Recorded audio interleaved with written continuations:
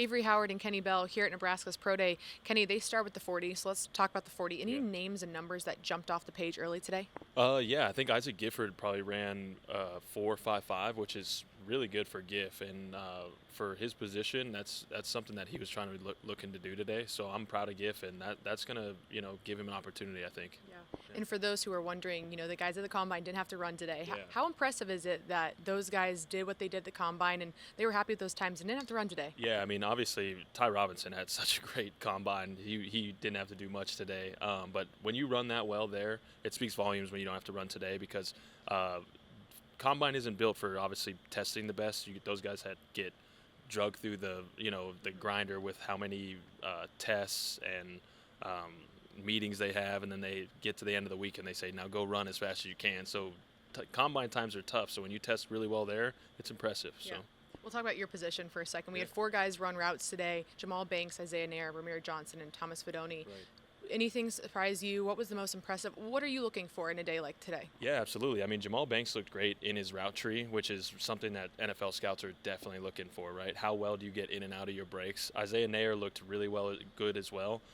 He was fast, which he has a lot of raw talent that I'm sure a lot of scouts will be looking to mold.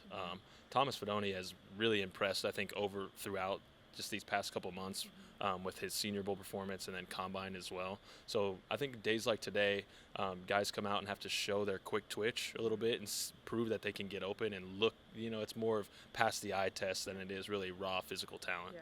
I heard a lot of people talking about just the way these guys looked as well today, from end of season to today, how much work goes in between, and just what impressed you from the way, like the strength that you saw from these guys? Yeah, I mean, naturally, when you go in, you finished up your season, these guys finished up, January or so, and then they go underground for like 2 months, and all they do is they lift weights, they run, and they eat food.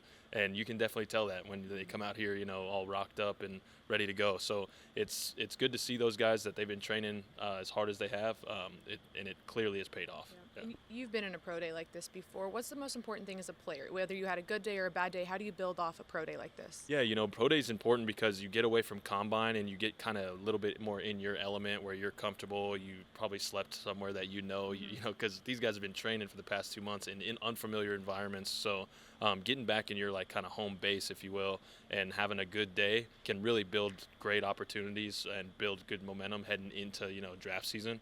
And having a bad day, you can kind of dust off a little bit more because you're feeling at home. So. Yeah.